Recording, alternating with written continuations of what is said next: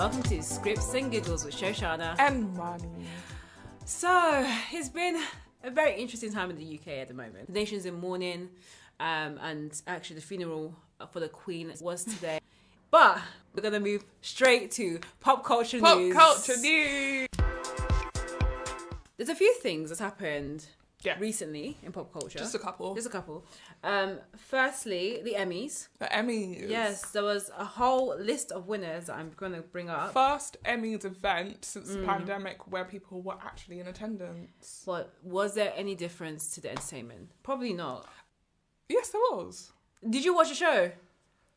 Kenan was hosting. Kenan Thompson hosted the Emmys, yes. and he had a reunion. I'm gonna.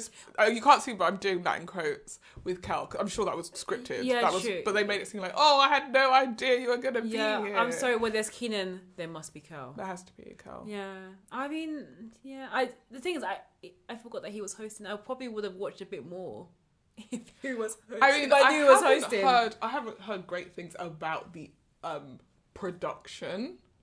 These award shows are never good. They're never well produced, I'll be honest. I actually feel like the BAFTAs pre-pandemic, and back when they had all of the, they had the writing categories in the main BAFTAs as well, was enjoyable to watch. The television ones.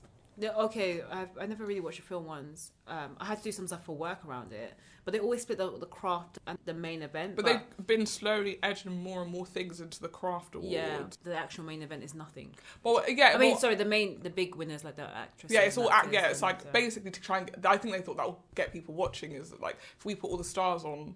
Then people come because they want to see the stars. They're not interested in what writers and producers. It's like, well, actually... The people that actually make the scripts that the actors actually read. The people that made the show, no one wants to see them. No, my favourite thing, I think, is the Oscars or one of the awards shows where they do all the big...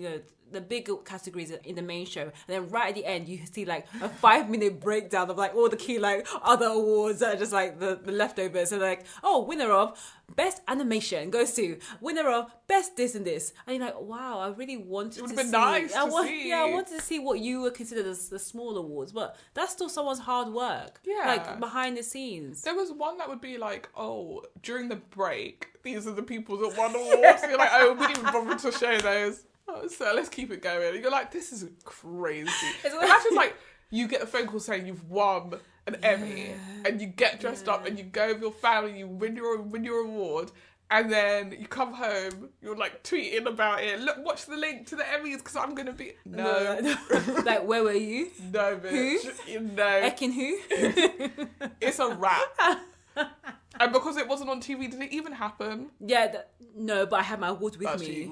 Yeah, but the award doesn't actually come straight away. So depending on the category, you may not get the award. You might not get the award. You may be waiting 3 months to get that award in your hand. There was a story about when End of the Fucking World won a BAFTA, the production, like the actual series, won a BAFTA. Yeah. One of the producers did a thread on Twitter about how basically BAFTAs were like, we're only giving you guys free statues. Yeah.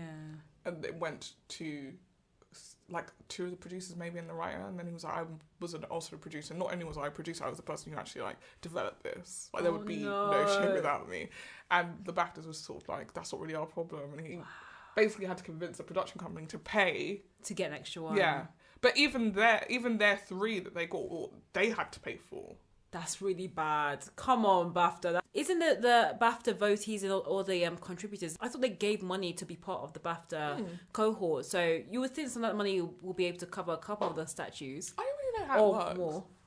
Because basically BAFTA is a little bit like Soho House. Yeah, exclusive membership only. Yeah. I don't know. It's interesting. Award shows in general are interesting because people campaign for them.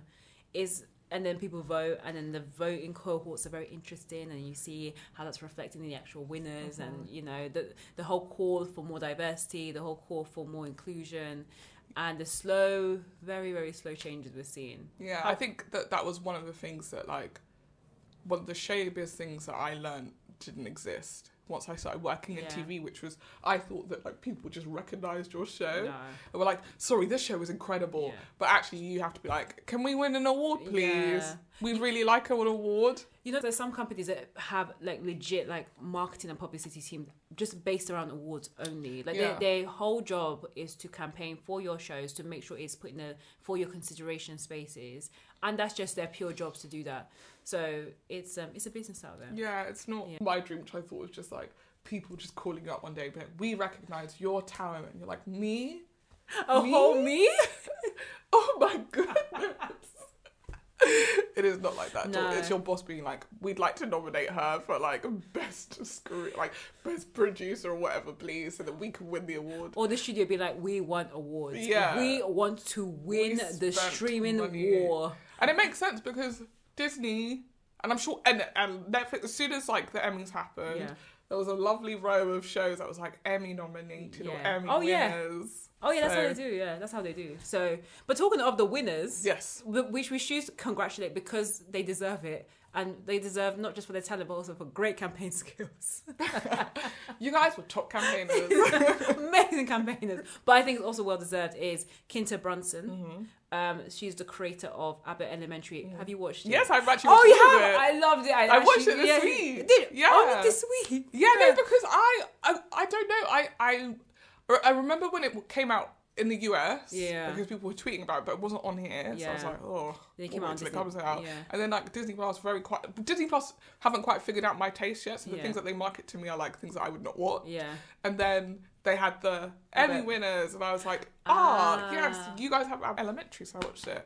I would say this about Abbott Elementary: it should be more episodes. Yeah, I think because it feels like a TV, like a network comedy. Yeah. I think so it should be 28 episodes. 40. 28? Yeah. No, I think it definitely 22 at least. I feel like if they did 21 or maybe even 18, that's fine. I definitely feel like probably when they greenlit the show, it was kind of like a test. So that's why they only gave them like 8 or 10 episodes or whatever. I think it's 10. Yeah, it was a very long, but also because it's 30 minutes as well. It was a really nice compact show, but yeah, it could have been longer. And I think maybe the new series will have that because they saw how much of a success it was. But yeah, it was a really great show. Super cute. Yeah, if you know Kinta, she's from like BuzzFeed days. She used to do that other show, the Black Lady sketch show. She was part of that for series 1. And she used to do a lot of stuff on BuzzFeed. That's how I remember seeing her. Yeah. Yeah. She used to do this video where she was like a character who's like going on dates with guys, and then she'd be like, oh, you got money if they got her popcorn at the cinema and stuff like that. But the bar is low. The bar is really low. The bar's low. not risen since then. Yeah, exactly. She was onto something. But my favourite thing of hers was that the sketch is she's out to dinner with her boyfriend, and the waitress is like, I don't know, winking at him or whatever, and then he like smiles at her and she's like, why are you smiling at the waitress? And he was like, oh, it's nothing, calm down. And then she stands up and then she starts and it's a song about how she was going to fight him. Wow. I think we should link it in the show notes. I think we should. It's very good. Please send it to me. It's very catchy as well. Oh, really? I heard it, I was like, you should release this. Yeah. Especially from her like more internet days, she definitely gives me the same realm as like Issa Rae. So that's why like I feel this like nice affinity to her in a sense. But I'm very, very happy that she's had this success with the show. If you like Parks and Recs, if you like The Office, you will love Abbott Elementary, and I think it's a really great show. And it has if you love schools, even if you don't like schools, if you like shows about if you like Waterloo Road, if you like TV shows about like school, Skins, but imagine they're in primary school and it's not about the students. If you like Educating Essex, and if you like Bad Education, Bad Education, yes, that's a good one. That's a good one. Yeah, then you'll love it, and I think it's just a really fun show. And it also stars everybody. What is his name now? Tyler Jesse Williams. Yes, something like that. How did I remember that name? But it has Tyler him. Jesse James. Oh, Tyler.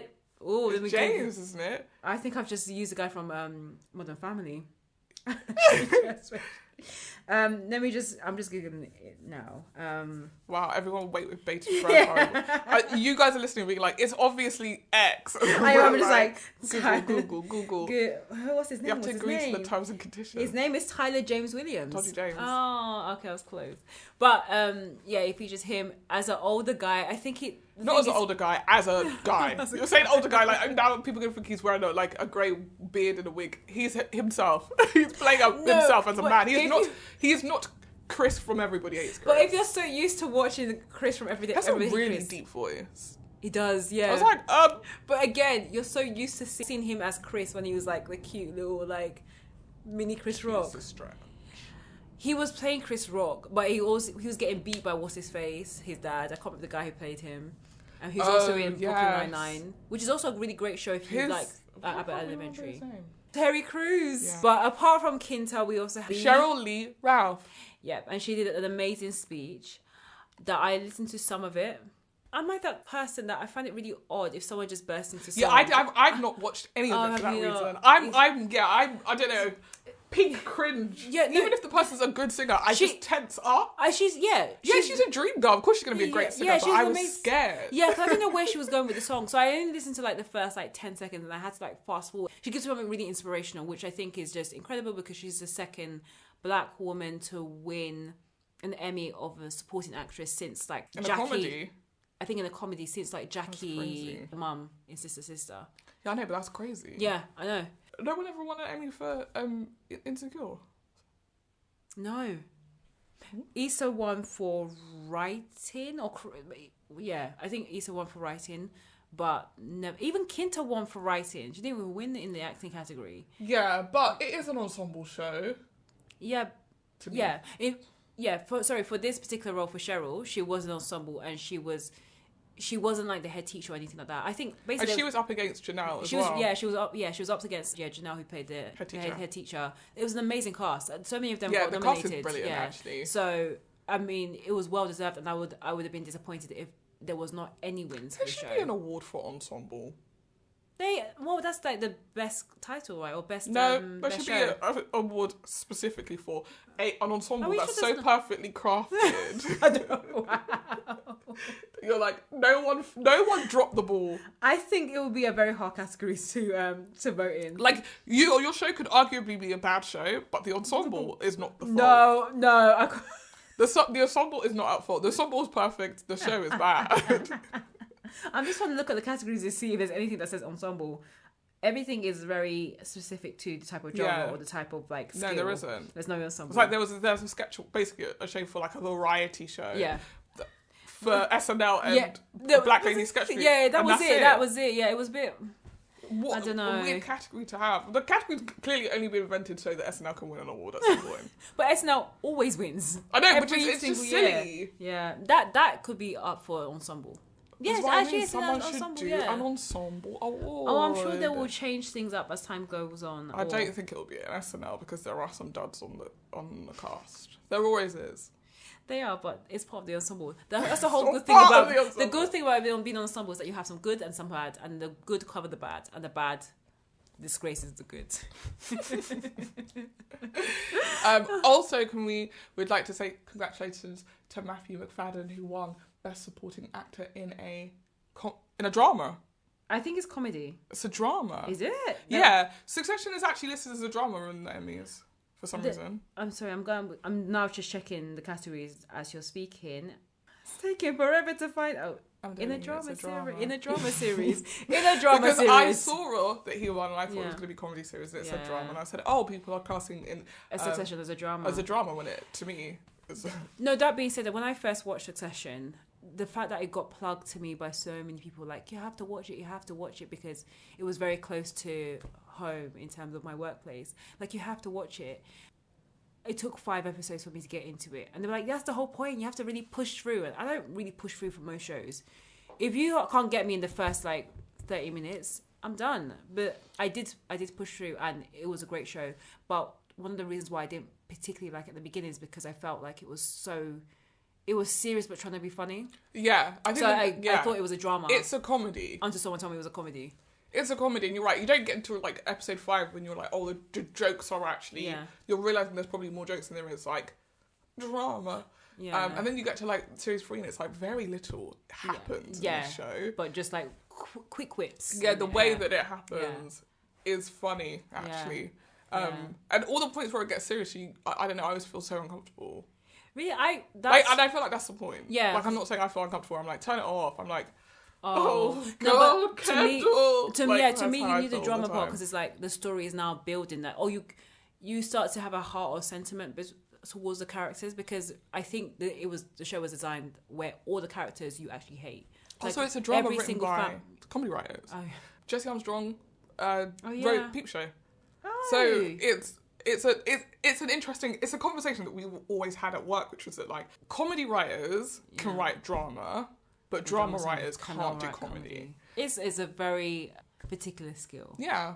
And not everyone has it. And it definitely works. But you're right, Succession, it took a while to like land in its category of like, this is funny and a drama. And it's an hour-long comedy, essentially. And I think that's one of the reasons why I was like, I can't push through because I'm not really getting it. You have some drama moments and then you have like, what's his face? Something McCulkin. Kieran Culkin. Kieran Culkin just like throwing a couple of like funny whips and trying to be like the cool guy. But then you can tell there's something deeply disturbing about him. Deeply wrong with him. So I don't know. It to me is a great show, but it definitely takes a long time to warm up. But the best part of that show is Matthew. Because if you think about it, Logan is in a drama. Yeah, constantly. Right? He's in a drama constantly. Yeah, constantly. I think Kieran Culkin's character, whose name I can't remember, Roman, is in a comedy constantly. Yeah. I think Tom is in between. Like in those moments where he's speaking to Shiv and being like, I love you, do you love me? And she's like, it's business, baby. Or whatever, like being incredibly cold towards him. You can see in his face how much he loves her. And how she couldn't care less. Exactly. And he's really great at conveying that. And then also when he's with Greg, it's just like wall-to-wall. Like him and Greg as a pair really alleviate that show in places. Also think Greg absolutely deserved the nomination because he's brilliant in the show. And he is in a comedy as a character. Oh, he's a talking as well. We're not doing that here. Well, he actually is. He's like almost like 6'7" or something. Yeah, like we know he's a tall king, but why did you have to say it?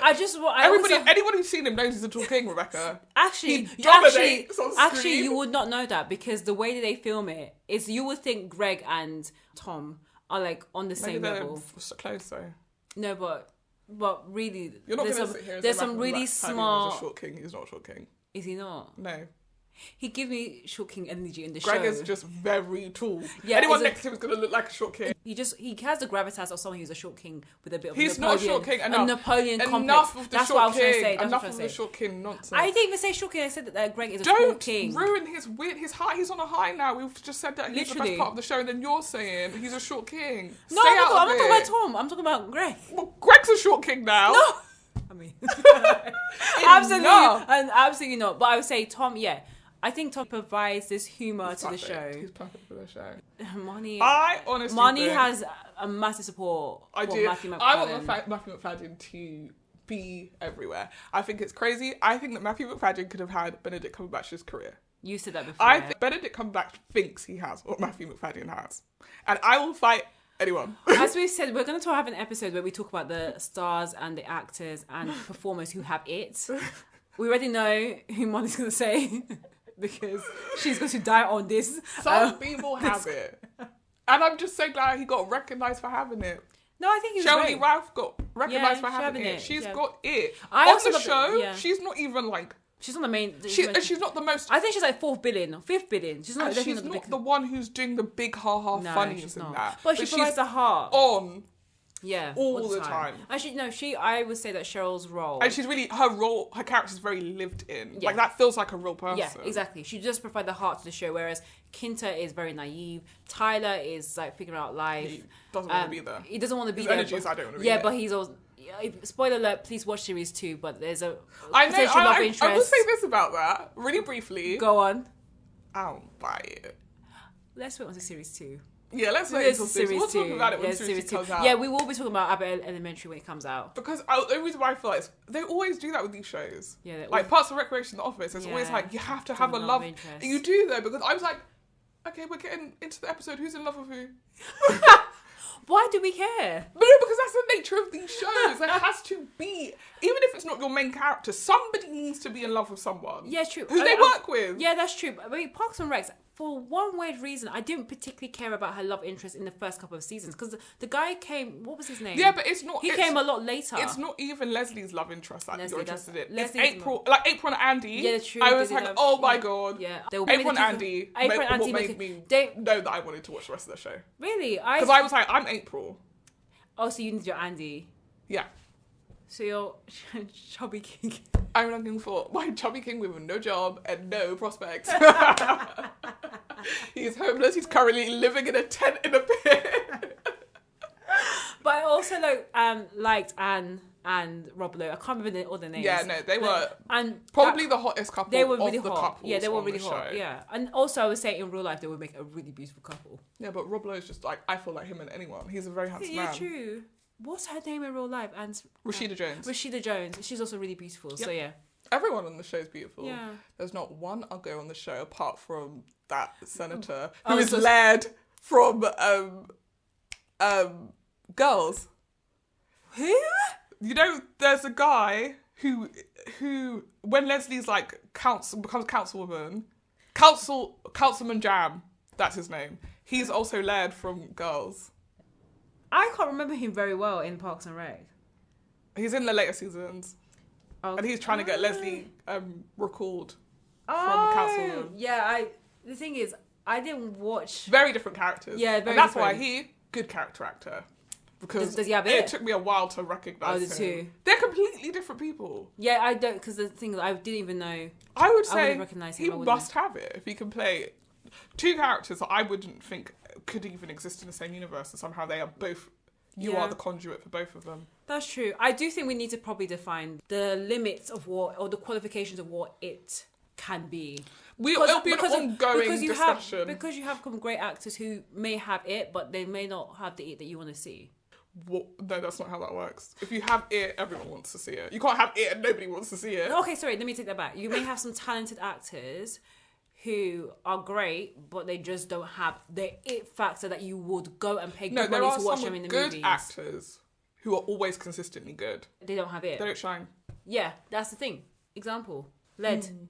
No. Because I think that it's very difficult because I've watched Girls several times. Yeah, whereas right? in Parks and Recs I have not. And I've watched Parks and Recreation several times. For you to even drop that reference, I was like, I don't even know what you're talking about. I watched Parks and Rec during the pandemic and I just watched it once all the way through. It wasn't one of those things where I went back to like Friends or like, where I can just like jump in an episode, or even the Office, which I would happily... The Office US, sorry. Thank God. That I would happily watch again. I didn't mind the UK, but I've never watched it before.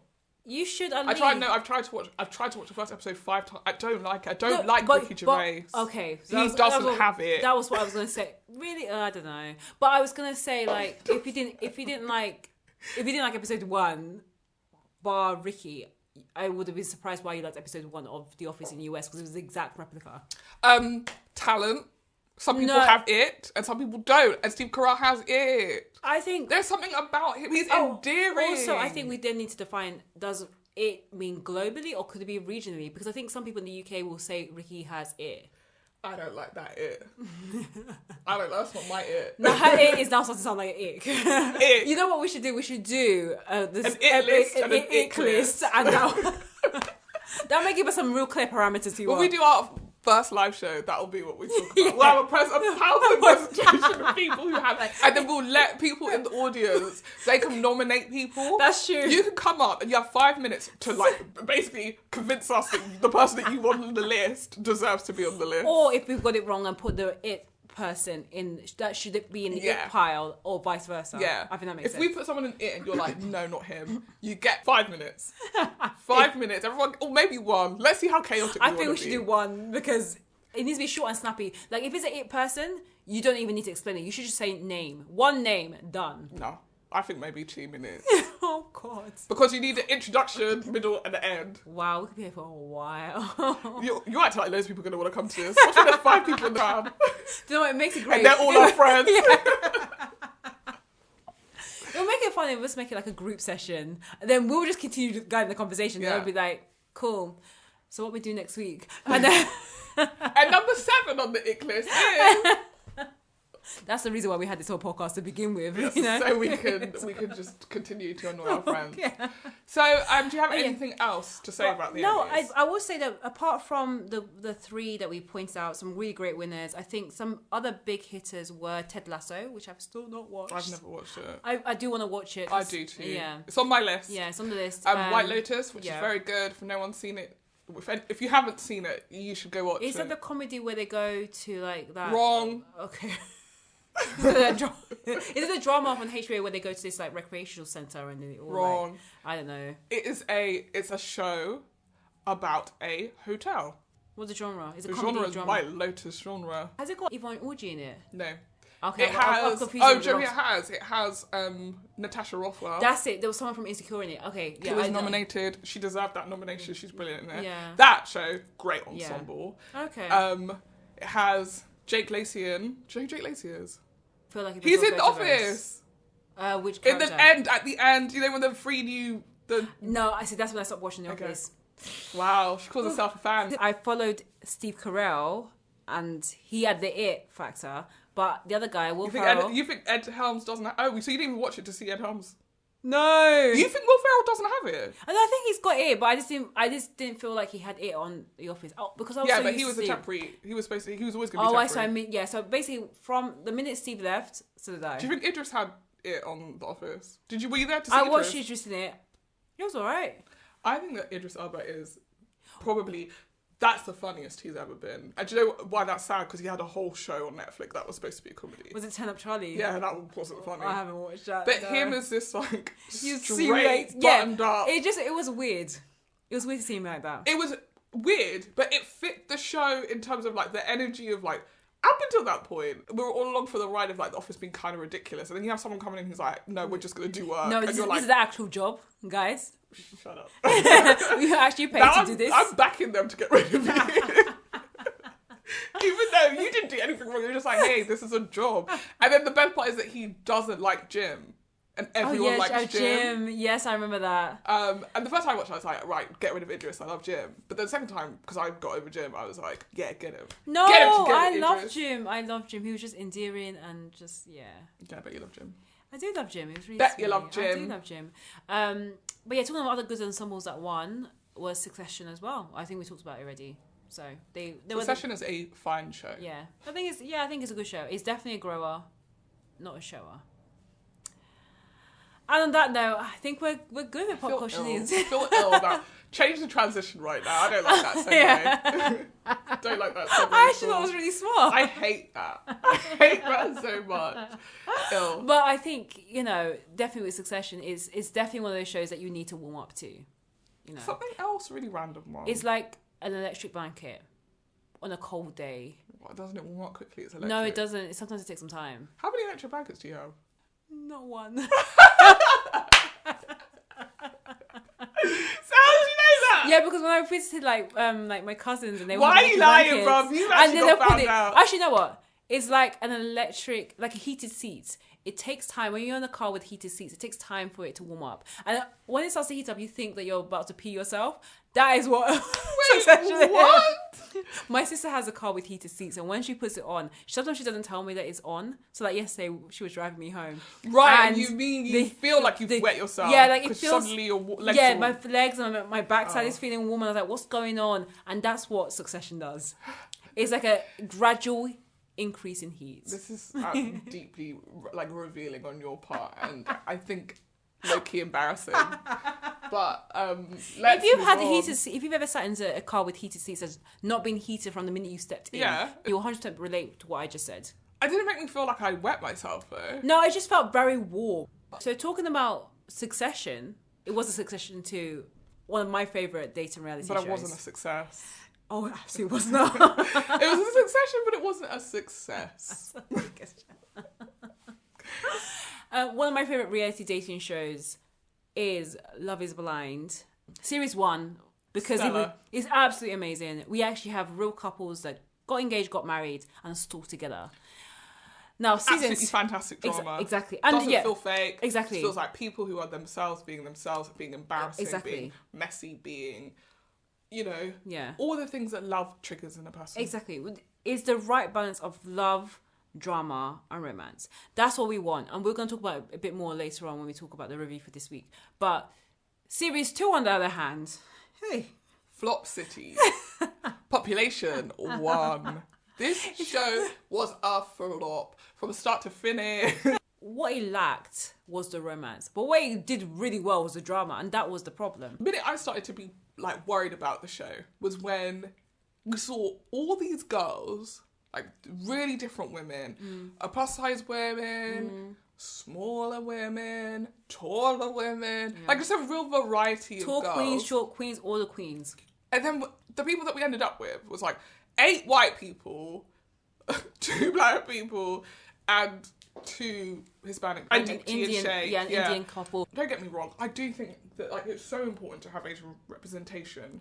Black, like, just people of colour. Yeah. But if the person is Sheikh, Jesus, really question your thoughts, because they put Deep Tea in an unsafe situation. But it still didn't make sense to me as someone who's watching series 2. When Sheikh was saying that he's never dated an Indian woman before.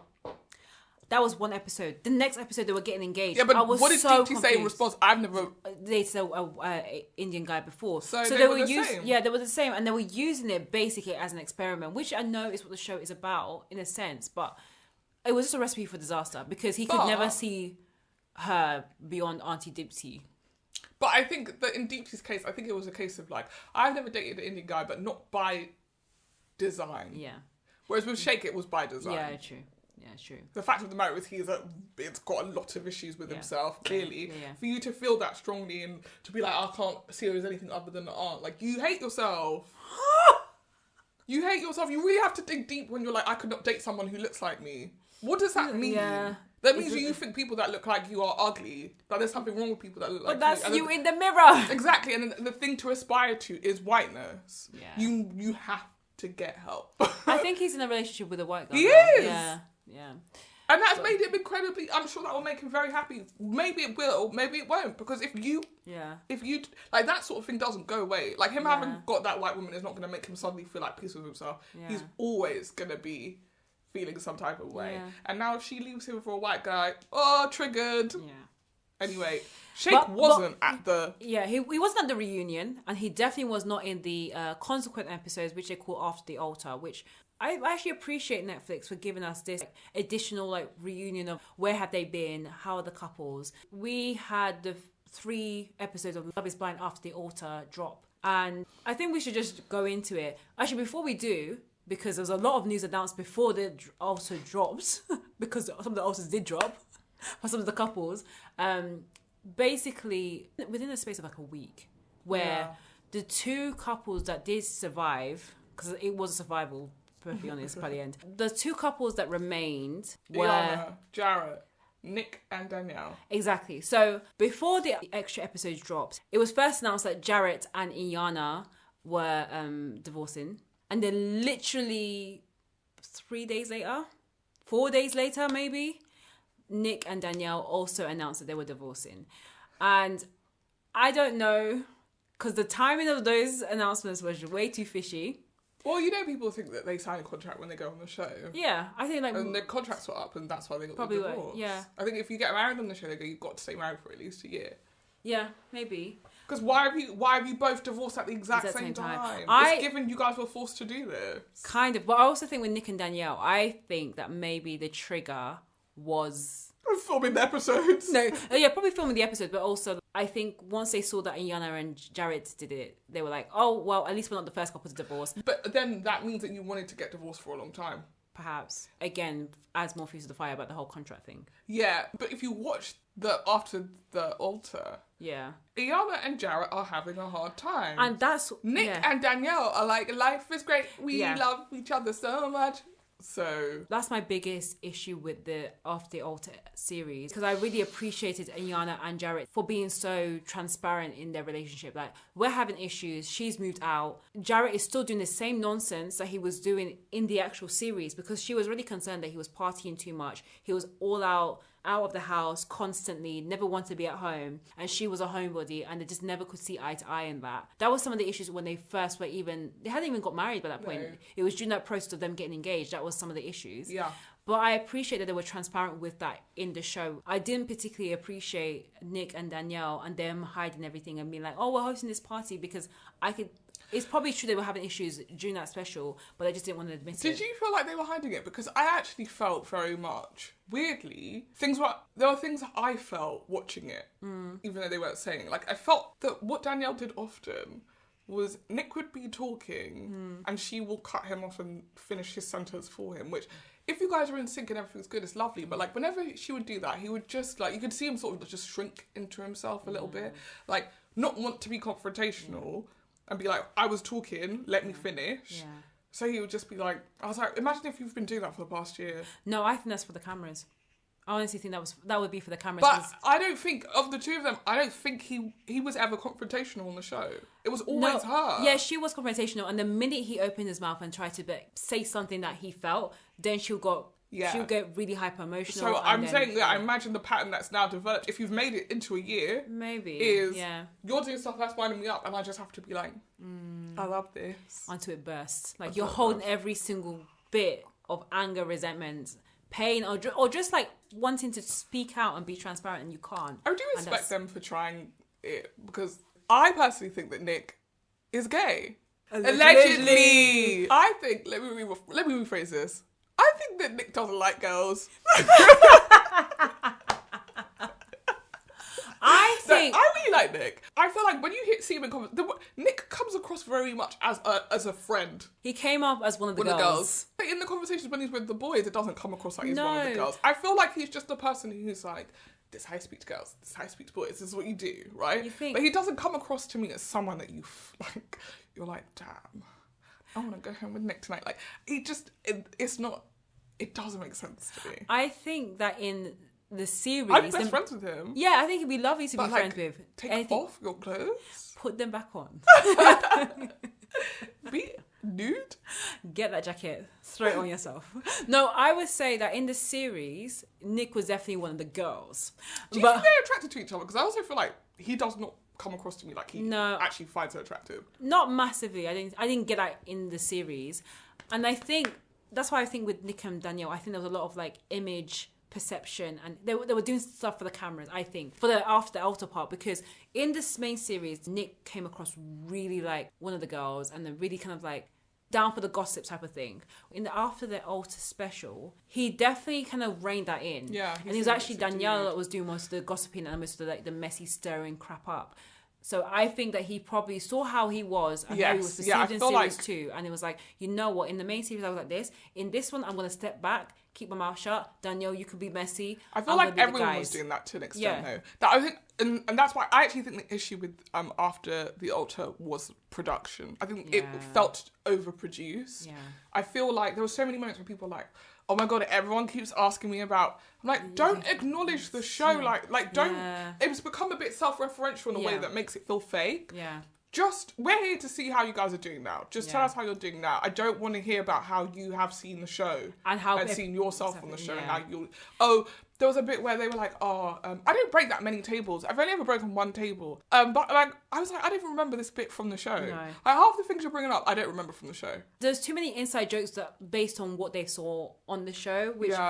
Perfectly honest, it may not have been a big thing had the show not happened. Kind of thing. There was a bit about that dude, Sal's guitar. Yeah, true. Ukulele. I'm like, ew. Even with Shayna and Shane and they're chatting, and I have so many thoughts about that whole interaction, or their multiple interactions, that made me feel like, oh, they're just playing into this. Okay, I'm going to give you exactly 3 minutes, and you have to say, this is to test out our live formula. Okay, you're saying people only need 1 minute. All of your controversial thoughts about After the Altar. Okay, wait, go. Shayna and Shane had an affair.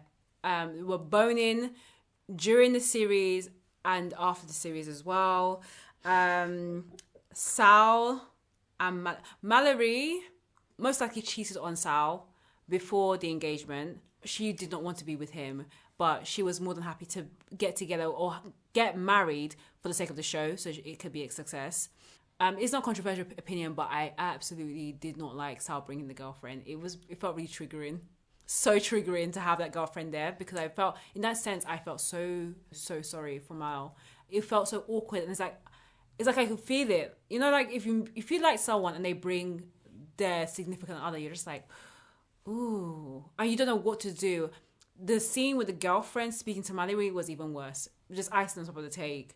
Because what was her need to speak to Mallory? Mallory was... I'm sorry to cut you off. I'm just jumping in. No, go on. Because Mallory was a better woman than me, because I would have thought that girl. Yeah, I wanted to see a First fight. of all, he's come over to me being like, oh, I just want us to be cool. Like, obviously, I've moved on, blah, blah. This conversation's already hard enough. Yeah. Then your girlfriend goes over and comes over and she's like, can you go so I can speak to Mary? Me and you don't have nothing to talk about. Yeah. And then you actually left.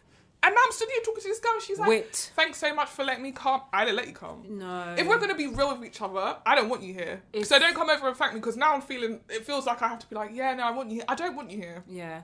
I don't. Also, the girlfriend, there for clout. Nightmare. Absolutely there for clout. I'm sorry. I'm too much. convinced that I have seen her acting in something before. Yeah. She's an actress. Absolutely there for clout. She's an actress. And the thing is, out of all the guys, Sal ain't even it. Sal is not even the guy. If you want to be famous, you go with Shane or you go with Shake. Shane? I'm really concerned about Shane. I was concerned about Shane in reunion because my guy looked rough, but here I'm concerned about he him. looked so rough. When he was like, "I'm moving to Panama," it's like somebody needs to. You guys need to do an intervention because he's not okay. Okay, no, I don't know what it is. I'm gonna just throw at all the allegedlys in the world, but I was like, if this is not drugs, I'm really worried. Okay. And then my last controversial. Oh no, my last controversial opinion. Carl and Dipsy were already boning. I don't know, all this conversation, we're friends, we're with benefit. You were benefiting already from the friendship. This was no conversation. It was not needed.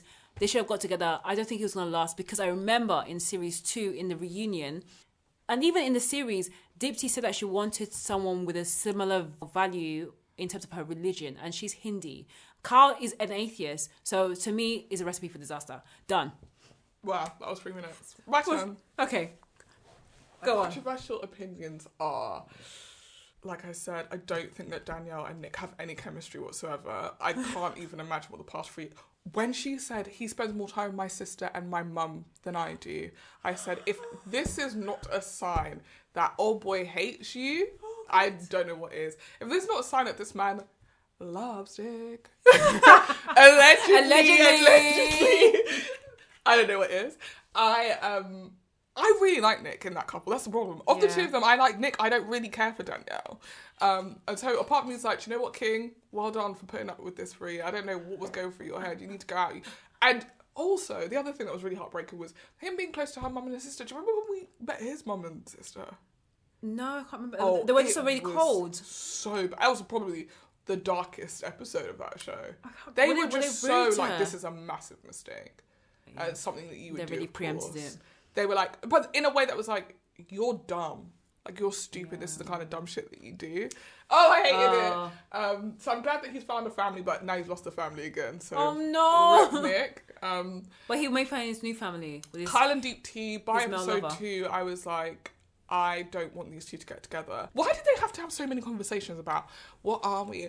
But I like you and you like me. Yeah. But what if we do this and it doesn't work out? But I like you, you like me. You guys are over the age of 30. Yeah. This is embarrassing. Yeah. I don't want to hear it anymore. Yeah. Natalie, stay pressed. Everyone's trying to tell you to not be pressed about the situation. You need to be pressed till you go to your grave. I don't want Shayna or Shane to ever have peace in their life. I want Shayna to be walking down the aisle. You're in the crowd saying, this woman was texting with my boyfriend when I was with him, my husband, and you will never know peace in this marriage. Your husband is dumb because Shane and you and him, you're in a marriage together. I want you to stay pressed, Natalie. 30-year-old gang, we need to be messy AF. I feel like Natalie should just she said her piece, move on with your life. She's hot, she can get plenty of other men, just not Shane. Stay messy. No, just because I get... Find a good guy. No, Shane you already knew was a messy guy. But you could meet when he called you Shayna, that was the beginning of the end. That was the nail in your coffin and you were there going, but I still love him. Get him. My last sorry. No, absolutely. My last controversial thought is this. This is the bleakest reunion or post-show I've ever seen. None of these relationships are functioning in a way that they should. Deep T and Kyle, how could you go through the pods and then still come out and be being umming and ahhing about what it takes to be in a relationship? So you guys both signed up to marry a stranger. Yeah. And now you two know each other and you're still being like, I'm speaking on the phone to him for 7 hours and I don't know whether we should be together. What are you talking about? Grow up. I also believe in my heart of hearts that Ayana is 2,000 times better than Jarrett. Oh, yeah. And again, for her to be having the same issues she had in the season 2 now, it's just, this is proof that this whole season flopped. Because no one has grown and no one has changed. Shayna has grown the most by being like, I'm not going to stay in this messy pool of people dating anymore. I'm going to find someone outside the show, do my thing. Yeah. You guys all need help. You guys all need Jesus. I didn't think you would say that, but that's exactly what I would have said. No, yeah, it's because true. It's not making sense. I 100%. Sorry, before I jump in, are you done? So I can. Yes. I would say I 100% agree. Iyanla is a representation of someone who has healed. She had a lot of trauma, and I think that she's worked through a lot of it to be very secure on who she is as a person. That's why I think she stepped out and said, I'm going to move out because I cannot deal with this mess. She's tried multiple times to tell Jared, we need to find a way for us to be able to live together, to have this marriage, to understand what a marriage is and building a relationship that doesn't involve you going out, doing multiple different jobs, staying out of the house and not being with me. And the way she would speak to Jared, she spoke to him in such I would say, a very transparent and honest way. Like, this is what I'm feeling, without it, causing arguments. So there was so many times in the show where she's saying, like, you're not doing enough. But she's not saying it in a way that's actually triggered him to be like, well, I'm doing all the things. I'm being, trying to be his chest and, become like an alpha male. She was just saying things in a very genuine and soft way. But it was very honest as well. And he also accepted it. And he was like, yes, there are things I need to work on. And that meant that, I'll be honest, it means that she was saying the truth. She wasn't just saying it to nitpick at him. So I do think that there is a maturity that she has that Jared has just not been able to grasp. And I think it's going to take a very, very long time for him to get to that same level as her. And I don't think she has time to waste because she knows who she is. And I think Iyanla is a very good representation of someone who has healed or is trying to heal, or is the best, like a more advanced stage of healing than Jared. Because it would be a mistake for her to stay in this relationship because it would be reinforcing stuff that she's supposed to be working through, which is that people that you can give someone 100% and they can give you 40, and then you just have to accept that. Yeah. She said, no, if I'm giving you 100, you should give me 100. Yeah. And he couldn't give a reason, I felt like, in the show as to why he had to be outside. I like to be outside. Does he think he's the only person who likes to have a good time? No. And I think ultimately, I think he just didn't love Iyanla enough. Because there's many men, when they get married, they're in the house, they become homebodies, you never see them. Wife guys. Yeah, yes. And same thing with women. They'll get married, you never see them for a time. Or even girls that get into relationships. Yeah. They get so absorbed in that relationship. And it's, everyone has their own opinions about that. But it means that they really prioritized it. It's just a sign that they've prioritized this relationship over other things. Whereas him being out constantly shows that he had not prioritized that marriage, which is now a marriage, it's now a commitment. It's not just like we're doing boyfriend and girlfriend. We're not just in the pods where you can kind of have a joke and have a joke in the pod and then go out. I still think that maybe his heart was still there with Mallory. If they got together, him and Mallory, after this, I would be saddened because I think it would just be ridiculous. I don't think it will happen. I don't think I'd be sad though either. I just think everyone on this show was messy. But I do say with series 2, say Rihanna and Natalie. They're the only two that I'm like, actually, and Nick. Rihanna, Natalie and Nick. Can't wait to see Nick's big gay wedding. Oh my God. Allegedly. But I would say that, with series 3 coming up, I really hope that they use the learnings from series 2 to really lean into that romance and look for people that want this relationship. Go and cast people who've never seen the show. Don't cast people who've seen the show. Who really want to be in relationships, because that's why series 1 worked. That's the reason why you have the success of Lauren and Cameron or Amber and Barnett. Like, those are the reason why we have those success stories, because they really were invested in this process, and also because it was new. That was also one thing. Like, it was new, no one knew what was going to happen. But we were able to get such successful relationships. Even some of the ones that didn't make it down the aisle, they're a couple, they broke up now. I think everybody learned something from that. Whereas here, I don't think there's been much growth. And it's quite sad to say, and I do agree with you, Shayna's the only one that's grown from this, got a whole engagement and got married. She's got married since the special. Oh, no.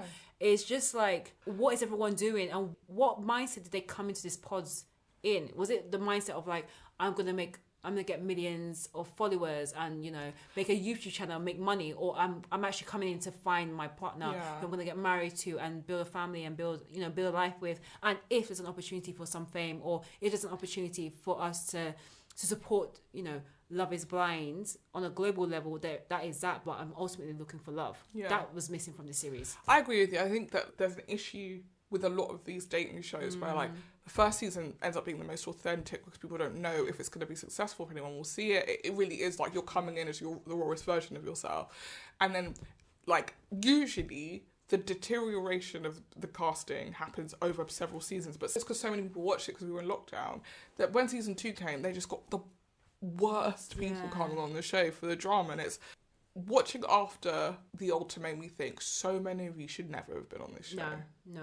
There were so many people not right for this show so many at people all. were not ready for marriage. And I think with these shows, and I'm a massive fan of this genre, and we're going to talk about other shows. We're going to talk about a big one next. Big one next. But I love this type of shows. The franchise that I watch, I know you don't, is very American, is The Bachelor and The Bachelorette. I've watched quite a few seasons now, and the issue with the most recent ones in comparison to the earlier ones is that, one, we're getting less marriages, less success stories, because they're casting a lot of younger people in the consequent season. So that, like, The Bachelor is probably in like series 20 plus. Like it's been around for a very, very long time. The success stories are the couples that got married who joined the show when they were a lot older. They were more established, or they knew what they wanted, or they were really into the idea of they want to get married. Whereas these recent series, they don't want to get engaged, which is the whole premise of the show. The whole premise is, the Bachelor picks, his final pick, and they get engaged. A lot of them don't even want to get engaged. And likewise with The Bachelorette. The Bachelorettes will end up chasing the guy and pleading for him to propose. And it's like, how are we having shows where the women are the leads and they're still chasing the man for the ring? It's just so bad. And then you have loads of like younger contestants who are just their Instagram followers, there to get on the other show, which is called Bachelor in Paradise, which is very similar to Love Island. So you just end up not having people there for the right reasons, which is like one big tagline for the whole show. It's like, are you there for the right reasons? Are you there for the right reasons?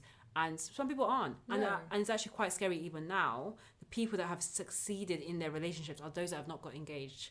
So there's quite a few Bachelor and Bachelorettes who have just like left as just being boyfriend and girlfriend. And they're more successful than the people that got engaged at the end, because this type of process just no longer works. Yeah.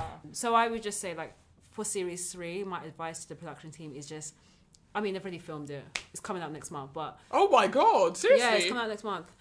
I would hope that for series 3, and we can talk about it when it comes out, they pick the people that really are there for love, that are really here to find someone that they can build a commitment with. So yeah, that's my hope for series 3. I definitely want drama, because there will be drama. There will be people that love people in different pods, but I really want romance. That's what we watch for the show, ultimately. Like, a show about dating needs to have romance, and if it doesn't, there's no point of it.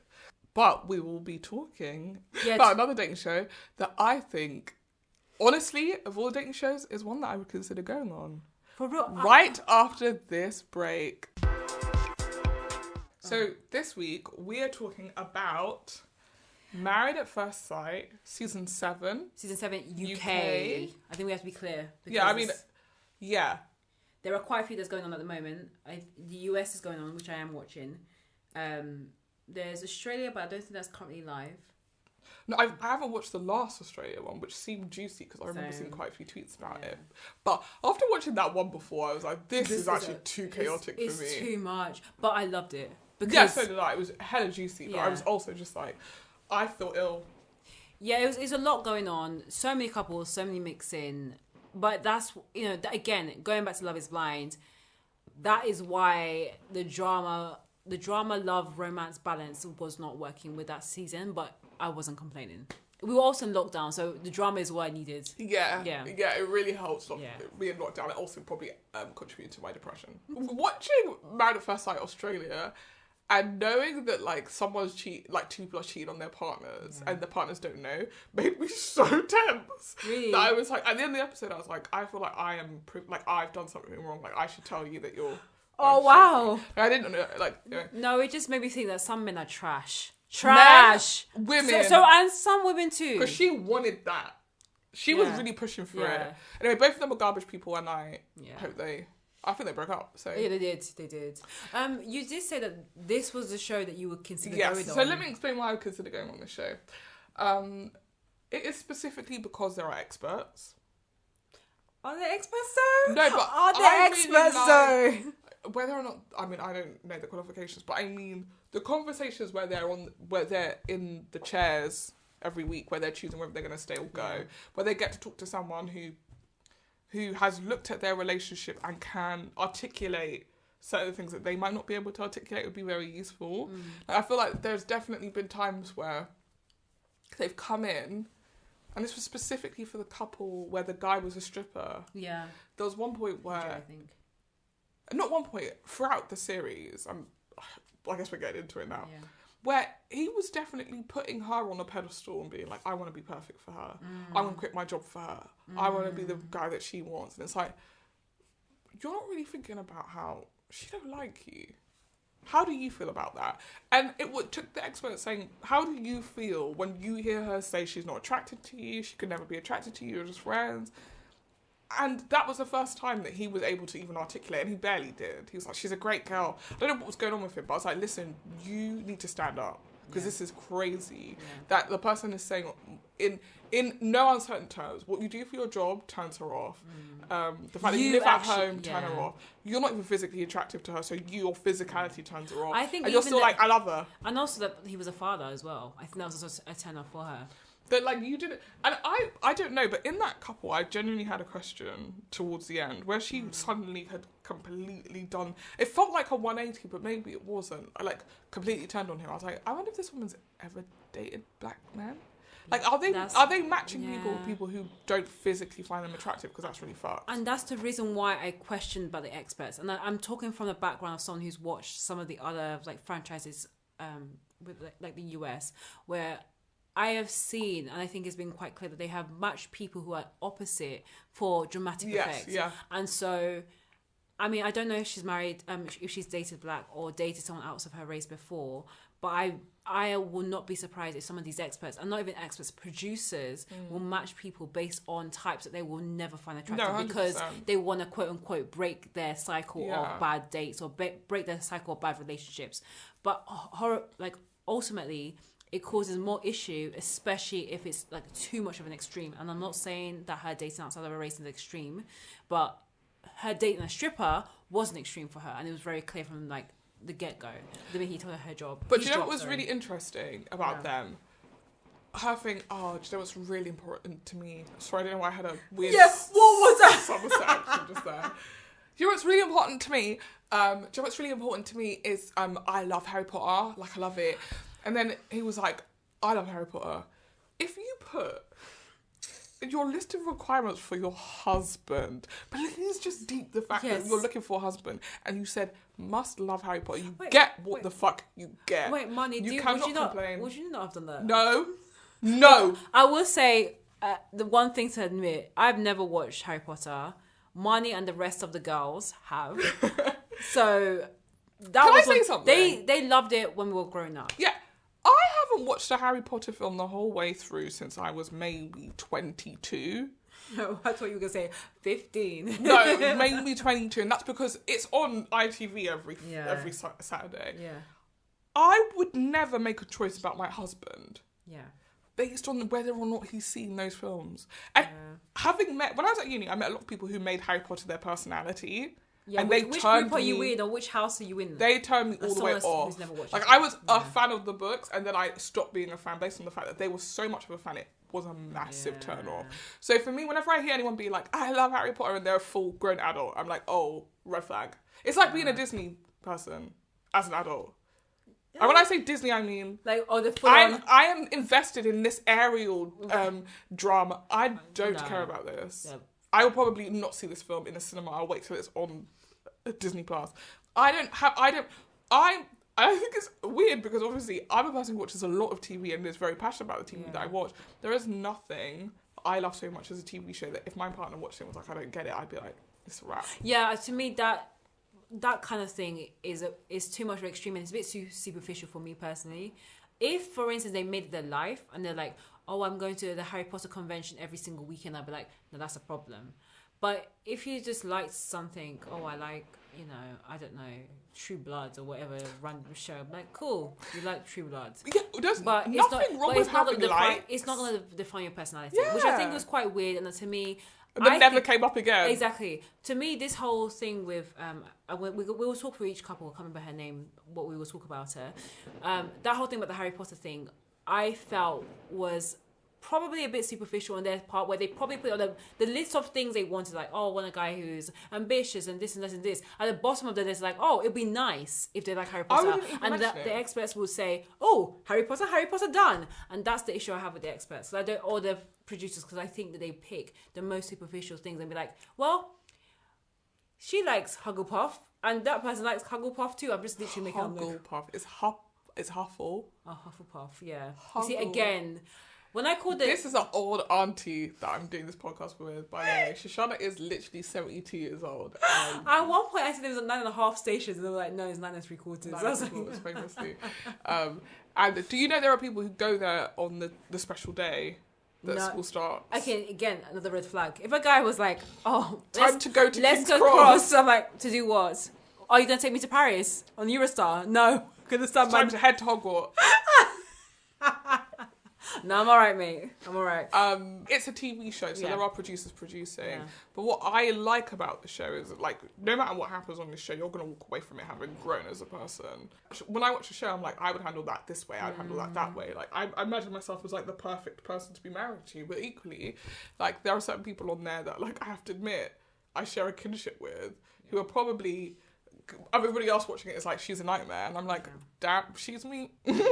She's me, and I actually I feel like I'm a cool dude, and apparently I'm a nightmare.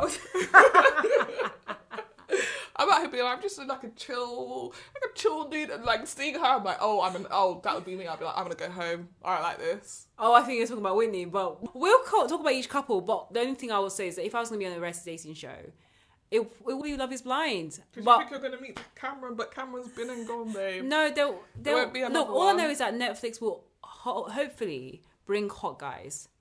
When are they going to do it in the UK? Enough with the Americans. I hope so anyway. I really hope so. I really hope so. Pinya is back. That's what's saying. Is that Listen up. I feel also like with these franchises, there's a really Love Is Blind Brazil, in Japan. Mm-hmm. It just makes sense that UK will be next, and Australia. And you know when Australia does it, it'll be wild. Yeah, wild. I don't know what's going on over there. No, something in the water. Something in the water. Absolutely. But should we just go through these couples and then just? I don't know if we give us 3 minutes or just go for it, because I have thoughts. I think we should each of us we should go in. Alternate in order. You do 3 minutes, and then I'll do a rebuttal to what your 3 minutes is. Okay, and then I'll do 3 minutes. You can do a rebuttal to what my 3 minutes is. All right, cool. All right. Okay, so we'll start with Shanita and Jordan. Yes. You start. This. Oh wait, hold on. Let me tell you when your 3 minutes starts now. All right. This is probably my favorite couple so far because they feel the most authentic. I feel that they could be a real couple in real life. I know that on the gaze of this experiment that they are married, and I think that's gonna add some complications, and we will see some conflicts in this relationship. But I just felt from the minute they met, the fact that their families align, the fact that their values align, the fact that they even feel a bit similar, and similar in personalities means that I'm not as concerned. I don't know the longevity of the relationship, because these type of couples on these shows, they don't last. There's very, very, very few success stories, but I have a lot of hope in this couple, even if it's just for the longevity of this series run on Channel 4. But I really like them. I do think, however, that there is going to be some communication breakdowns, because Shanita is a bit tough on Jordan, and Jordan comes across a little bit, not sensitive, but I think at the moment he wants to be like, everything is perfect, everything is great, and he doesn't want to get into the conflict, whereas Shanita can be quite fiery, and I don't know how that's going to play off in the long term, because if he holds things in like we were talking about with Nick and Danielle, this could be a recipe for disaster. But I have hope. I have faith in this couple. You have 2 more minutes, or are you good?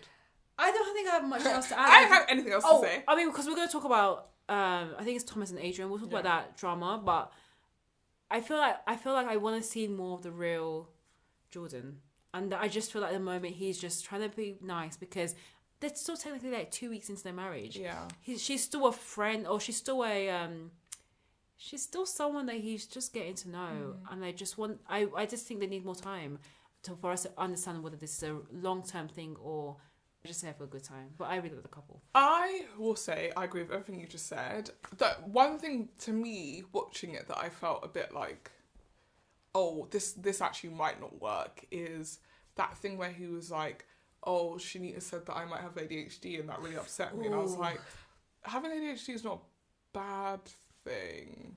As a person who thinks that she has ADHD, I don't think it's necessarily a bad thing.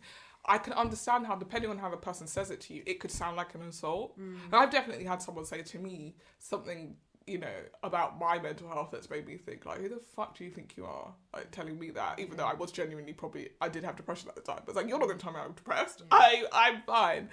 I was like, I can understand why that upset him. And I also think if you come from a space where people don't talk like that, like, I'm a person who's, like, on the phone to my friend being like, I think I have ADHD, I think I have a brain tumor. Like, I'm constantly self-diagnosing myself. So if someone else came up to me and was like, do you have ADHD? I'd be like, I really do genuinely think that. Do you know what I mean? It would have, like, my partner, I'd be like, fine. So you also think that. So that means that I'm right. But if I'd never thought that, someone just turned around to me and be like, I think you're autistic, I'd be like, oh.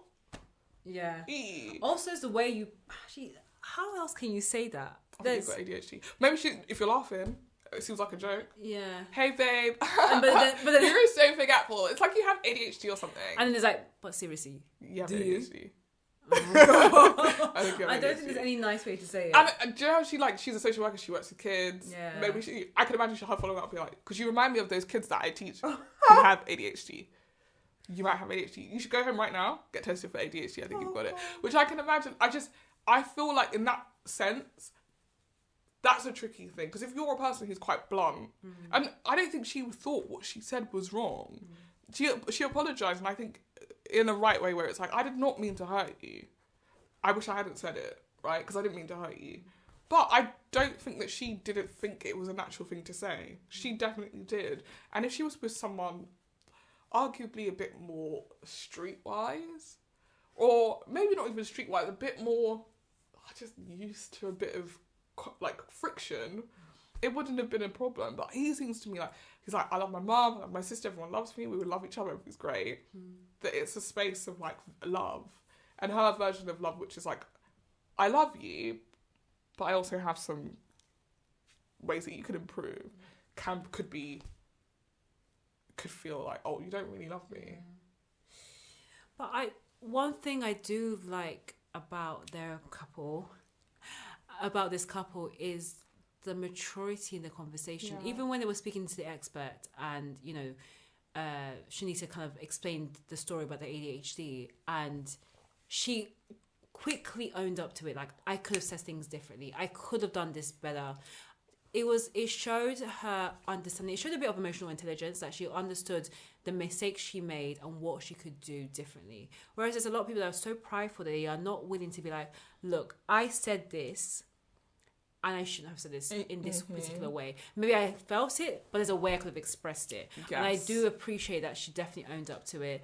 It was very interesting, I felt like, in that session where she said that story and they came and sat down, and then someone who we'll get to, because I've never felt more embarrassed in my life to be Ghanaian than in this moment. Going to drag you.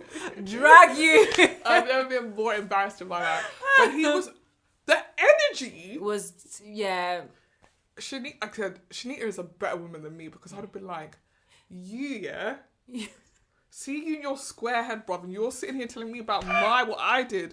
Your wife was dragging you up and down yesterday at that dinner table. She could have eaten you alive. She could have eaten you alive today. You're pathetic. Don't talk to me. I would have gone off, because who the hell do you think you are talking to me like that? So I respect her for keeping her composure. No, but I respect him for, like, when she was like, I need to, like, remove myself from the situation, going with her, because he could have also just sat there because it was his boy and his boy's coming from. No. First of all, I don't care what anybody says. I don't care what's going on. You're not in it. Yeah, and you can't disrespect my wife. Yeah, you're not in it. It doesn't affect you. I get that you're like, oh, I love you so much. But, like, I genuinely think that in that moment he was projecting the energy that he wanted to put onto his wife, onto Chinita. Yeah. That's what happened. Yeah, of course. And I think it was just too much talk. And I loved that the experts quieted everyone down and said, look, if you want to make comments, only on the sofa. That in your group text. Yeah, exactly. But keep everything. If you have any comments, keep it to yourself. Yeah. We have to go back to school and say, if you have any comments, any harmful comments, just keep it to yourself. Or you want to talk, put your hands up. Exactly. There is a maturity about this couple that we have not seen in some of the other couples, even some of the older ones. Oof. That means that I really have a lot more faith in this couple than I do the others. Should we move on? Now we're on to Zoe and Jenna. Your 3 minutes. Oh, I just don't think I have much of Sure. a comment on this Let's do it. relationship because I think the biggest issue they have is about veganism, and basically when you compare it with all the other serious issues which range from cheating to emotional unintelligence, or the lack of being in a relationship or just being a stripper. I think that this is the most basic issue this relationship has. I do think that this couple, in comparison to some of the others, they're really in it. I believe that they're both, Zoe and Jenna, are in it for the long haul. And once they figure out where they stand in terms of veganism, and actually, let's be honest, veganism represents compromise. And once they're able to kind of figure out how they can compromise, because they're going to be different and there are differences, I think once they do, I think that there will be a really solid couple. But for me, I don't have much concern about this couple. I think they just probably need to grow up in some way. Again, break up some of the selfishness of being single. And let's be honest, we all know couples of people that have like different eating types, different eating habits. Just, compromise, I think it's a bit more than an eating. It's sort of a bit more than a diet. I think the issue, right, is that the reason why Jenna is a vegan is because she disagrees on a political level with the act of eating meat. Yeah. And so the problem is that whenever Zoe eats meat, there is going to be a little bit of judgment. Yeah. Like, even if she's not saying anything, there is a bit of a eye roll. There'll be something. I'm sitting here eating my avocado and you've got a whole steak in front of you. And if you are a person who believes that, it probably is quite difficult to be like, while I believe that's wrong, I'm okay with my partner and my kids and blah, blah, blah, eating meat. Like, surely if I really believe this thing, I wouldn't want anyone in my family to be like, we don't do that here. Maybe you do that where you're from, we don't do that here. The political stuff is something you do need to talk about. The actual act of, if I'm eating greens and you're eating meat, and that's a problem, that you can get past. Yeah. But where Zoe doesn't want to hear about why Jenna is a vegan, because if she hears it, she'll feel bad, is a bit of a like, but that's exactly what veganism is, So either you're saying to Jenna, I don't want to hear about a part of your life, which is why she feels upset. And that's why she feels like it's not really a compromise, because she's like, I'm trying to tell you about something that's important to me, and you're going, I don't want to hear about it, fingers in my ears. It's scary to me. And then equally on the other side, it's like, yeah, if something's scaring you, your partner shouldn't keep going on and on about it, but one of you's going to have to grow up. Yeah. I don't know for them, because I feel like I genuinely think that they do like each other. I don't doubt that stuff for a second, but if I think about something that's important to me politically, like if I was like, I don't believe that black men should be killed by police officers, and you're like, I just don't want to hear about it, that would become a problem. Do you know what I mean? I completely agree. I mean, I think veganism and that is different level. But for vegans, it's not. Okay, so now I feel like I'm sounding like Jenna. And so I don't mean to offend any vegans, but yeah, I do agree that if it's for a political standpoint, it's not like just for like, I don't like the taste of. Yeah, exactly. She was like, I just don't like, I don't like whatever, it's fine. But it's if it's a political thing, I do understand it. The same way with like religion. Exactly. So even when they were talking about the wine thing, she's like, why did you tell me about the wine thing? Like, it's made me go off wine. It's like, actually, this is a really interesting thing, because so many of us don't think about how animals or animal carcasses are used in any way beyond I ate chicken, so that's chicken.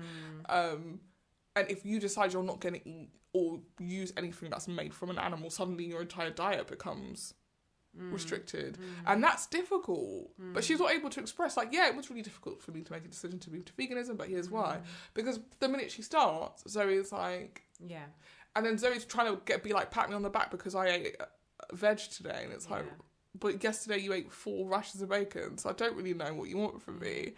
And that's where that's the whole point of compromise. You cannot have a relationship where it's just you. So many of these people in this show are so used to just doing their own thing, being a one-man band, basically.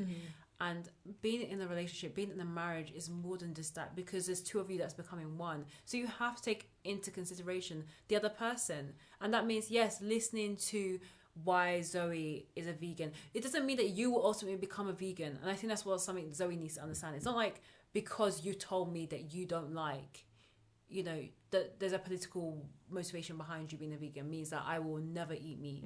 I think we need to be realistic. That doesn't always happen. No, Some couples of course not. do. Some couples are able to kind of like adapt and just be like, well, that's something you're really passionate about and I will follow suit. Whereas there's others that are, you know, others where they won't. Like I have a good friend of mine where her husband will eat meat, but she's a vegetarian. She's been vegetarian for decades.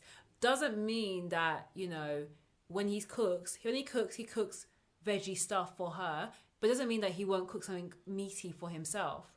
And also he doesn't expect her to cook meaty stuff for him. So I just feel like I keep harping back on it. It's about compromise. I respect that. Me personally, I don't know how you compromise on your like religious or political beliefs, but maybe there is a way. Is it because, well, this thing, again, going back to the application, I would have loved to see if Zoe said deal breakers, someone who isn't vegan. Because again, if the experts had given her someone that loves meat, is all about meat and potatoes, that kind of thing, and she has said this is a deal breaker, that is the expert's fault. The same way, like you said, with the, you know, like when Trump became president at the end of the United States and head of the Republican Party, you started to see some real schisms. That's not a word. Schisms. You started to see some real schisms and schisms between families and between relationships and friends, because you started to feel like, what line of the what part of the political line do you stand on? Are you a Democrat or Republican? And it became very, very divided. Yeah. And it became very clear that actually some think political values are so important in relationships. Yeah. Because it means that you see the world differently. I think this is something that they can not get over. I think it's something they can work through. It just means that, again, Zoe needs to really manage her expectations, and so does Jenna. And they need to listen more. Yeah. And stop making such like harsh and rash decisions based on what they think is right. Mm-hmm. The next couple is Whitney and Duca. So here's my 3 minutes on Whitney and Duca. Go on, start. When I saw Whitney, I said, "Oh no," because oh no, I was like, that energy is like, when she was like, people think I'm a bitch, but I'm actually really chill. I was like, damn, I love her already. I'm gonna be honest. I'm like, I'm rooting for Whitney. I'm rooting for these bitches on the show. Why can't bitches find love? We deserve love too. I'm backing Whitney. And then I will admit, at the beginning, I was like, Whitney, you're doing too much. But she was like, to be fair, her energy at the wedding felt like very nervous energy, and her trying to distill that nervous energy into something she could control, which was being like, I'm over this is fucking weird, this is whatever. And but she was right in some places. Like, when they're doing the vows, it's like, I promise to be, you don't know me. It's a bit weird to be like, I promise to love and cherish you. Love and cherish me. Well, if I'm psycho, if I burn your house down I don't even know your surname. I don't know you. I think the problem after that, though, was clearly production had made a choice, right, to frame Whitney as the villain in this relationship. But Whitney was like, I'm not going to have that. Keep referring to situations that were happening off camera that was leading to this friction between her and Duca. I feel like as well, he is her type. She's been acting like a little bit like, oh, I don't even like him. Like, I like boys who are bigger. Yeah, he's still bigger than you, hun. Yeah. And he still is what you said you wanted on paper. So maybe think about the stuff you wrote on paper. Yeah. Because when I feel like that's the point where you learn about your type, what your type is really. Because when you're confronted with it, you're like, no, it must be more than just like this physical thing. But like, things obviously reached a head with Whitney and Duca, and I believe her that like there is some of Duca that is performative, but I also understand from Duca's perspective that he was like, as a kid, the way I learned to survive is to be performative.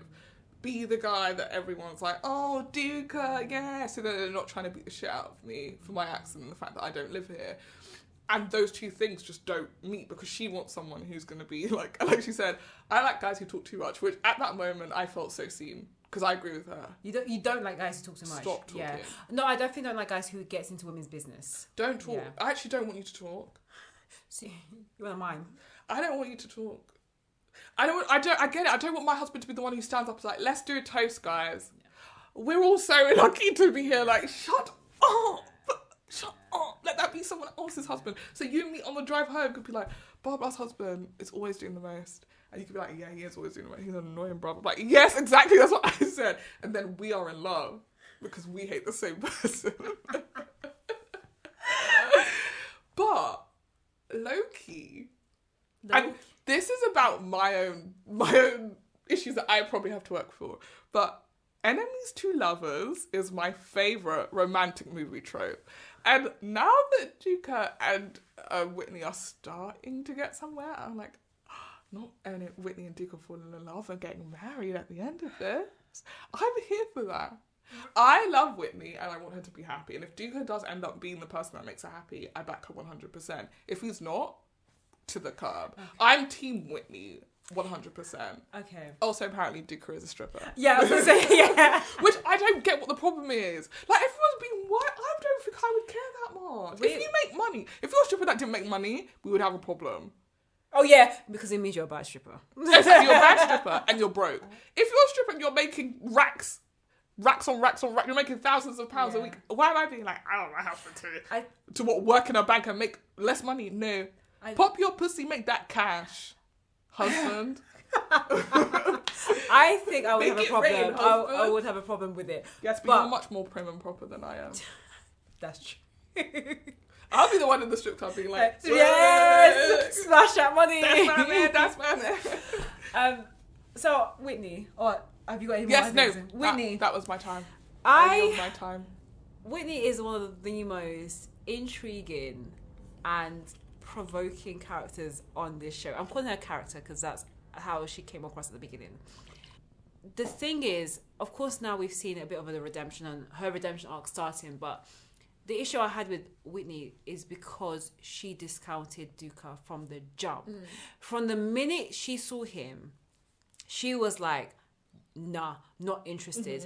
And that was the reason why I felt sorry for Duca at the beginning. Yeah, so and I still have, there's still part of me that feels a bit sympathetic towards him because I felt like he wasn't given a chance before he could even be like, this is the reason why we matched. This is something about me. She didn't know anything about him and she was giving him just the business at the wedding. However, I would also add that what she was saying at the wedding, the way she was like creeping in, going like, do I take you for better or for worse? Like, that is real. That's my internal real. Like, she says things that other people are thinking but too afraid to say. And she's done it multiple times. Yeah. And I noticed it with the situation with Kwame.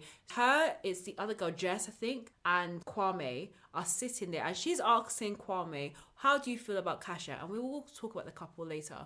But how do you feel about Kasha? And Kwame says nothing. He just walks around in circles. And the experts have already identified this guy. He does not know how to answer a straight question. Do you like her or how do you feel about her? He'll be there saying it was a lovely time. Oh, the sun is shining. He would never speak up. The experts said it behind the scenes while we were watching. And then Whitney straight away just said it. Yeah, no, but you're not really saying anything.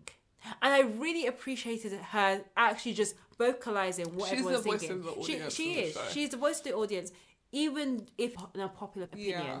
And so that's why in that moment of the wedding day when she's at the altar and she's saying all these things that 100% all the brides and grooms are probably thinking she's just saying it out loud, but it was just the wrong time. I think she's one of those people who's just like, look, I say it how it is, and it's like, right. But sometimes saying it how it is actually adds the discomfort in a situation where you're uncomfortable, because I felt like you're doing this because you're uncomfortable. You're saying, I'm uncomfortable, this is a really experience, but you're not taking into consideration the other person, how they're going to react to what you're saying, and it's like now you're making them uncomfortable. And also it's almost a bit offensive to Duca and to the family. Yeah. And this is their first experience with you as Duca's wife, as a potential additional member of the family, and you're there almost showing your ass going, I don't really know about this one.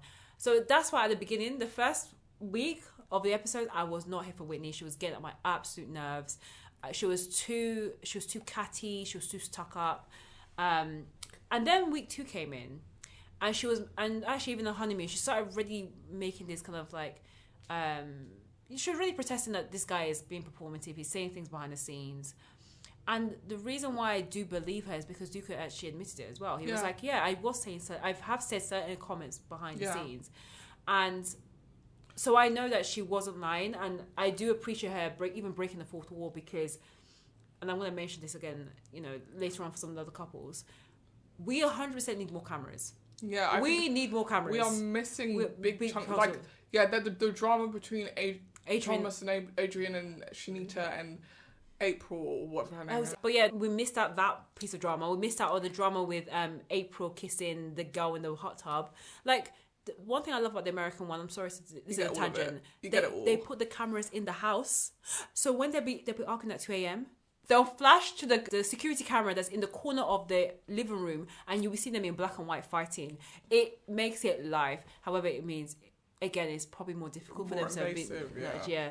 But that's one of the reasons why I would love to have more of the camera behind the scenes, because I would love to see this side of Duca that Whitney's definitely experiencing and we're not seeing. And also you could argue that like because of the way that Whitney's been behaving, like I can imagine making a throwaway comment if someone's just like, oh, I don't want to be here, be like, listen, when this comes out, I'm gonna look a lot better than you do. As a throwaway comment, that makes that person think, oh, you're just here because you want to be, which is not necessarily what I meant, but what I'm saying is you're misbehaving. And your misbehaving is going to look worse than my misbehaving here. But I think the thing that really, I don't know, call me sentimental, but like Whitney telling that story about her mum, like I just absolutely see how everything about who she is goes back to that central thing. And that like I don't want to say this because I don't want to sound like I'm justifying her behaviour, because she absolutely needs to work on it, but like she's doing her best. Yeah. Like this is what she's been doing to cope up until now. Yeah. And you can see it when she feels like almost trapped in this situation where everyone's on Duca's side and everyone thinks she's a bitch and everyone's trying to get her to admit that she's a bitch.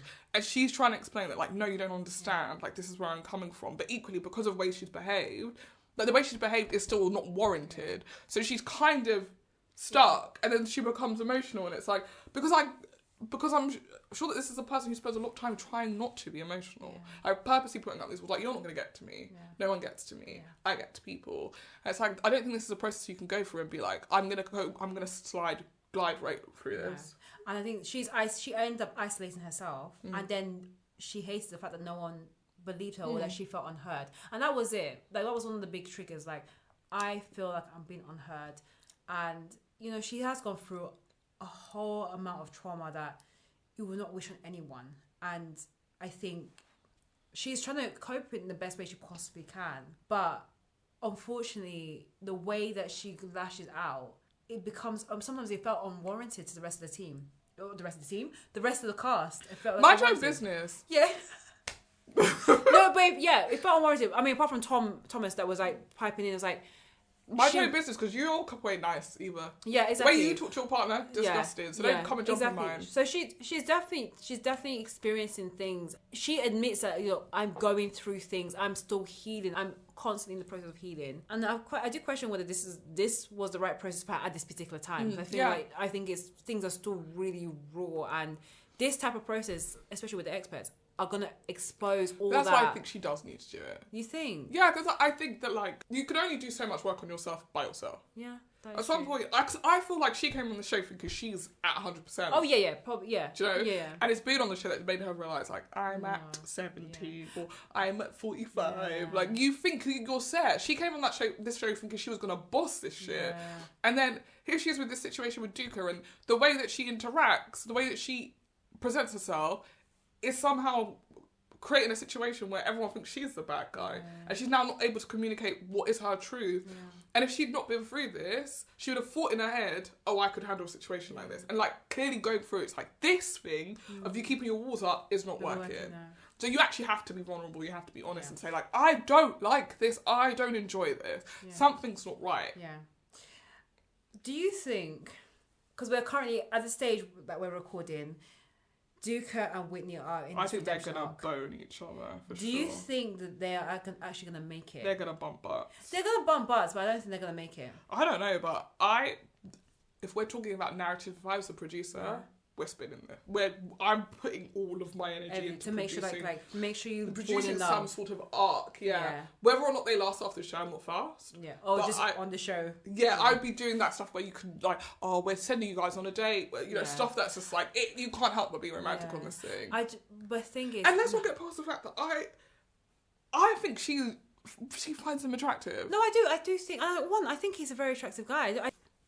I think he's an attractive guy, and I think he definitely matches what she describes in her. Yeah, he's what she asked for. Yeah, but the thing I question now is whether he likes her. Exactly. But I'll be honest, Whitney's behaviour alone, first thing first, I think that would have turned him run off. Yeah. And I think him saying, "Oh, I want to work hard, I really want to try." I'll be honest, I don't buy that. It's given. I want to be on the show. I want to stay a bit longer. I want to get my followers, or I don't think they're paid for this, but I want the money. And that's why I don't... Now, because at least with Whitney, she was able to just be vulnerable. Not vulnerable, but she was able to be authentic and just say, this is who I am, this is me. I do agree that I don't think we're seeing the authentic Duca. And I don't think we're ever going to see it until they break up and we're going to hear the stories afterwards. I don't think this couple's going to last. No. But it's interesting to see this turn of events, especially over the last week, where you've seen Whitney open up, you've seen her break down her walls. I'm not interested in Duca's growth. I'm interested in Whitney. Because you're right, I don't think we know Duca yet to know what his journey is going to be. I feel like they introduce Whitney, and that's why I feel like they know who their main characters are going to be. Because the way they introduce Whitney is like, this is Whitney's journey. She's a bitch with a dark past who needs to lower her walls and learn to love. Yeah. And that's such a clear narrative that they're creating for her. And with Duca, it's a little bit like... Who is it? Where is he from? I remember from his VT being like, I want something that my mum and dad has. And I'm like... What does that mean? I mean, of course, maybe a loving relationship, long term. Yeah. But then why can't you just go out and find that? You're not an ugly boy. Exactly. So what's the problem? Like, it's not clear to me why you're on this show. And that's why the stripper thing is an additional layer that, again, further confirms Whitney's, suspicions that he's not here for the right reasons. And two, makes me feel like he, again, is not here authentically to find love in this way. So I'm very keen to see how the relationship develops. I do think the best case scenario is that Whitney leaves here with clarity more about herself and who she wants in a partner, and probably a bit more realism in terms of her expectations for a future mate. But I think we're going to get some real eye-opening scenes with Duca, probably after the show when they're bashing Whitney, because I think he will. And two, I think that it's going to come to a head when they have to start getting physical.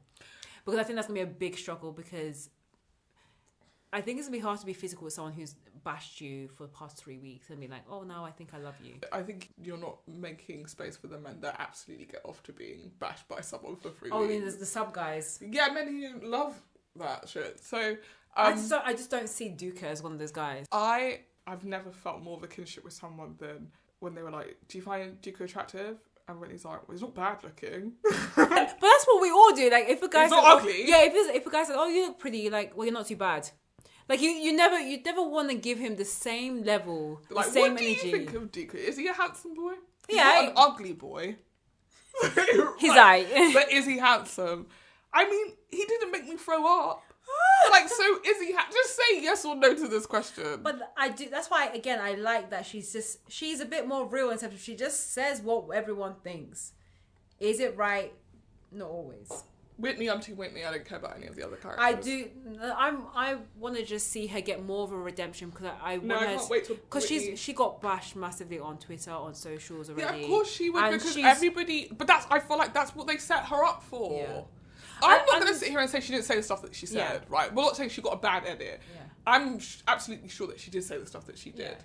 I also feel like everybody knows someone like this person, right? And you know that at the core of them, they're actually incredibly vulnerable, scared person. Yeah. That's why they're the way that they are. They come out punching all the time. Because if I'm already fighting you, you can't hurt me. Yeah. If I'm already throwing punches, how are you going to throw a punch at me? Yeah.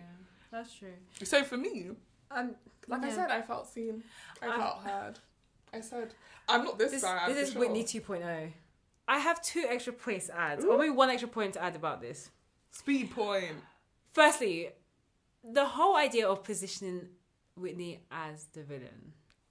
Her being alongside Kasha, the only dark Oh, girls. but you knew it. Yeah, but I just saw it. I just want to flag that. Yeah, but she came in hot, and the minute she opened her mouth, I knew it was gonna be a problem in terms of like her edit. But I just want to flag that I'm not for this, and it is obvious. But you think I'm for it? No, I'm not saying you're for it, but I'm just saying it's like, let us just again keep on highlighting. No, I don't like it at all. Because April as well, her I baby think is she's the villain. She's the villain, but she has been very, very covert especially in the way they've been editing her. Like, oh, I only just kissed a girl in the hot tub. It was just flirting. Fam. I think she's the villain. I genuinely think she's the villain. Yeah, exactly. Now the second thing I want to add is that, as I mentioned before, I've watched quite a few of the different franchises from different parts of the world. And I'll be honest, it is very, very rare to see an interracial couple. And when I say interracial couple, I mean like dark-skinned woman of colour, could be black, white, black, Asian, whatever. Could be white. Definitely could be white. But, and pairing her with a white man, I'll be blunt, it is very, very rare. And to see this couple, how they started off being so bad, I don't want them to revert back being like, we can't do couples like this. I mean, Shanita and Jordan is another example of an interracial couple. But with a dark-skinned woman, in this case, I just want to see more representation of different types of relationship, but it not always having to be like the complete extreme, like, this is the worst thing. Because at the beginning of the series, Duca and Whitney were the worst couple in terms of positioning. But did you feel like it was because she was black? No, I think it's maybe because of her attitude. Yeah. But I think that the race thing may come up later in the series. I think the show, no, and I think you're onto something. But I just think, yeah. In that the show is not acknowledging race at all. No. And then there's one couple where they are both black. Yeah. All the other black people on the show are with white people. But this is rare. It's rare. But usually... I think that was weird, because I think a conversation needs to be had. Yeah. I think Speaking briefly on John Boyega earlier today. Yep. Like, there are people who like a certain type of person, and I think even in Kwame and Kasha's, she explicitly said that she wanted a West African man. Yeah, but he was like, she's not my usual type. And we're gonna go on that. Yeah, we'll come on to that. Yeah. And I just feel like, yeah, you are setting people up for failure if you're matching with people that they would not look at twice in a club. And talking of the John Boyega thing, for those who don't know, there was a video where he was being interviewed by Charlamagne Tha God on the Breakfast Club, where he said that black men should date black women, basically. For him being a black man, he only wants to date black women. And that was the whole conversation. It blew up on Twitter because how dare he?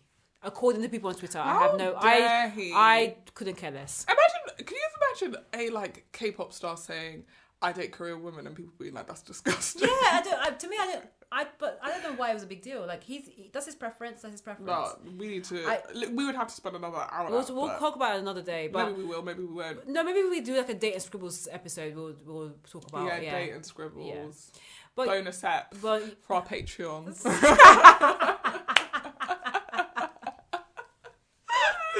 Date and Scribbles, actually, I'm announcing it now. Date and Scribbles will be exclusively for Patreon subscribers. We don't have a Patreon yet, but when we do, that's when we'll do Date and Scribbles. More to come. Yeah, we'll be announcing that. We'll be revealing our true identity. No, there are just so many couples. I don't know how we're going to fit them all into this episode. I think we're going to need a part 2. Oh, yeah. So stay tuned, girlies, because we have a part 2 coming where we get into the rest of the couples. Yeah. Catch you on the flip side. Bye. Bye.